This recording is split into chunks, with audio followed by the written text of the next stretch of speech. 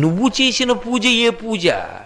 నేను బంగారు తులసిరాలతో చేస్తున్నానని అహంకారంతో చేశావు, పక్కకి తోసేశాను అంటే మరి బంకమట్టితో ఎవరు చేశారన్నాడు. పరమభక్తుడు ఒకడు ఉన్నాడు, నాకు వాడు చేశాడు, అది పుచ్చుకున్నానన్నాడు. ఎవరు వాడు, ఎక్కడ ఉన్నాడని అడిగారు. నీ రాజ్యంలోనే ఉన్నాడు భీముడు అని చెప్పి కుమ్మరివాడు, వెళ్ళి చూడన్నాడు. వెళ్ళాడు తొండమాన్ చక్రవర్తి. వెళ్ళేటప్పటికి ఆయన కుండలు చేసుకుంటున్నాడు.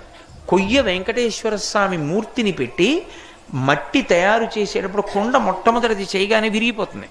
దాంతో బంకమట్టి తులసిదళం చేసి ఆయన పాదముల మీద పెట్టేవాడు.